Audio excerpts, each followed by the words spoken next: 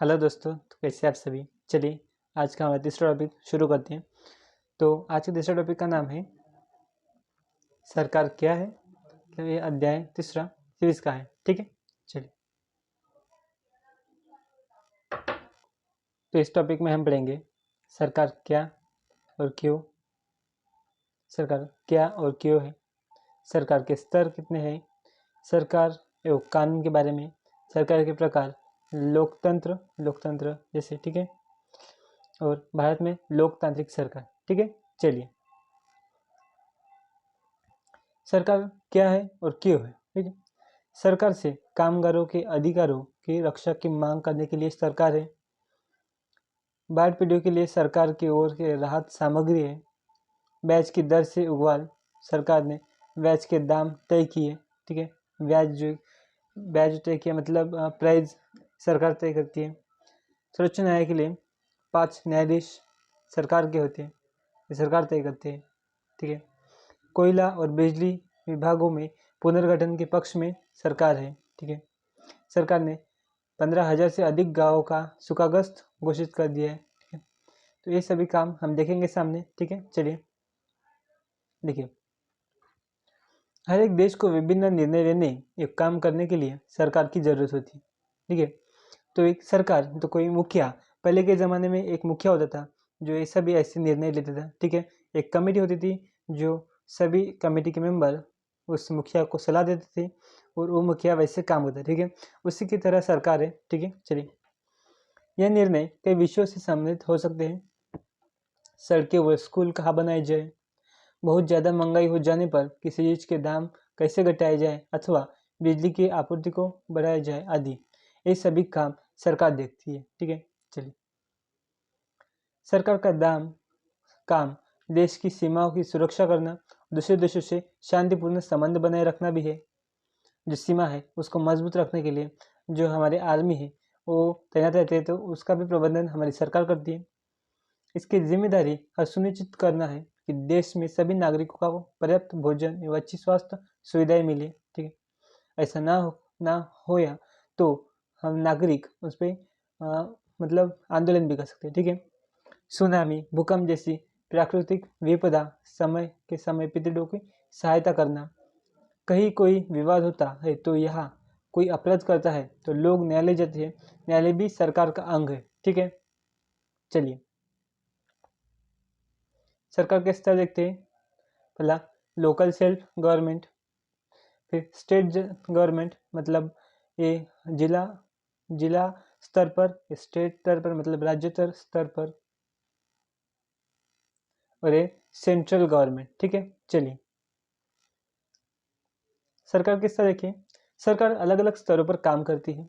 स्थानीय स्तर पर, राज्य स्तर पर एवं राष्ट्रीय स्तर पर, ये 3 स्तर है, इस पर सरकार काम करती है। स्थानीय स्तर पर मतलब गांव, शहर या मोहल्लों से है। ठीक है, राज्य स्तर पर मतलब राज्य स्तर का मतलब है जो पूरे राज्य को ध्यान में रखे, जैसे हरियाणा, असम, ये सरकार पूरे राज्य में काम करते हैं। ठीक है, चलिए राष्ट्रीय स्तर पर, राष्ट्रीय स्तर की सरकार का संबंध पूरे देश से होता है। सेंट्रल मतलब राष्ट्रीय, उसमें ये सेंट्रल जो काम करते हैं वो पूरे भारत के लिए होता है। ठीक है, चलिए सरकार एवं कानून देखते हैं। चलिए सरकार कानून बनाती है और देश में रहने वाले सभी लोगों को वह कानून मानते हैं। ये जो कानून बनाए सरकार, वो सभी को मानना अनिवार्य होता है। केवल यही वह तरीका है जिससे सरकार काम करती है। ठीक है, इन सभी तरीकों से हमारी सरकार काम करती है। ठीक है,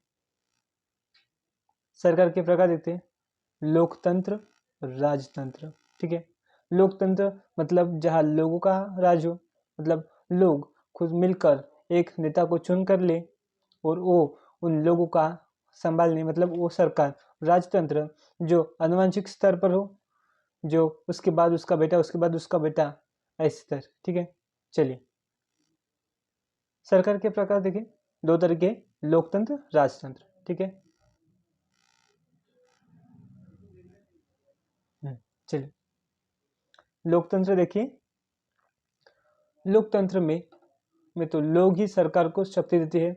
ऐसा लोग ऐसा चुनाव के माध्यम से करते हैं। देखिए मैंने कहा जैसे लोग अपने माध्यम से एक नेता चुन कर देते हैं, जो वो नेता उन लोगों का निर्धार करता है, उनकी रक्षा करता है। ठीक है, लोकतंत्र में सरकार को अपने निर्णयों में उठाए गए कदम का आधार बनाता है और सफाई देनी होती है। ठीक है, चलिए राजतंत्र देखते हैं।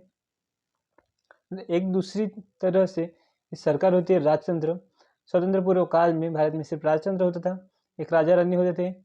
कितने लोगों ने हमें शासन किया, तो वो लोग कोई मतलब निवडणूक नहीं करते थे, डायरेक्ट ही अपनी सत्ता शासित करते थे। ठीक है, जिसे राजतंत्र कहा जाता है। इसमें राजा या रानी के पास निर्णय लेने की, सरकार चलाने की शक्ति होती है।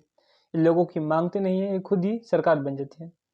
राजतंत्र में राजा रानी को अपने निर्णय के आधार नहीं बताने पड़ते और ना ही निर्णय की सफाई देनी पड़ती है। उनको कोई घेन देन नहीं होता कि लोग क्या कहेंगे, लोग क्या बोलेंगे। ठीक है, भारत में लोकतांत्रिक सरकार देखते हैं। भारत में लोकतांत्रिक सरकार, भारत एक लोकतंत्र है। इस तांत्रिक व्यवस्था को पाने के लिए हमने लंबी लड़ाई लड़ी है। ठीक है, 200-250 साल अंग्रेज से लड़े हैं हम। उसके पहले भी कई राजा आए थे, मुगल आए थे, चोल आए थे, दिल्ली सल्तनत आए थे। इन सभी से लड़कर हम अभी तक पहुँचे। तो आज 1947 में हमें स्वतंत्र मिले और तभी से हमारा भारत स्वतंत्र रूप से। ठीक है, लोकतंत्र की मुख्य बात यह है कि लोगों के पास अपने नेता को चुनने की शक्ति होती है। इसलिए एक अर्थ में लोकतंत्र लोगों का ही शासन होता है। ठीक है, लोकतंत्र में मूलभूत विचार किया है कि लोग नियमों को बनाने में भागीदार बनकर खुद ही शासन करें। ठीक है, आज के समय में लोकतांत्रिक सरकार प्राय प्रतिनिधि लोकतंत्र कहती है। ठीक है, लोकतांत्रिक सरकार, प्रतिनिधि सरकार मतलब जो लोग अपने एक प्रतिनिधि चुनकर सरकार चलाने के लिए कहे उसे तो। ठीक है, प्रतिनिधि लोकतंत्र में लोग सीधे भाग नहीं लेते। ठीक है, बल्कि चुनाव की प्रक्रिया के दौरान अपने प्रतिनिधि को चलते हैं। यह प्रतिनिधि मिलकर सारी जनता के लिए निर्णय लेते हैं। ठीक है, एक समय ऐसा था जब लोकतांत्रिक सरकारें या तो गरीब को चुनाव में भाग नहीं लेने देते।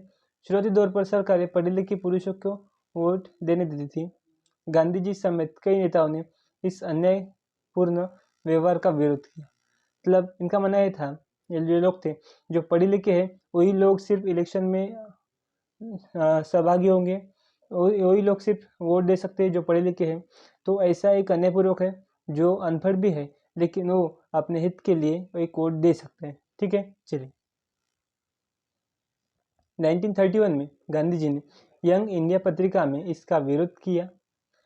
मैं यह विचार सहन नहीं कर सकता कि आदमी के पास संपत्ति है वह वोट दे सकता है, लेकिन वह आदमी जिसके पास चरित्र है या संपत्ति शिक्षा नहीं है वोट नहीं दे सकता, या जो दिन भर अपना पसीना बहाकर ईमानदारी से काम करता है वोट नहीं दे सकता क्योंकि उसने गरीब आदमी का गुनाह किया है। तो ये अन्याय गांधी जी को सहन नहीं हुआ।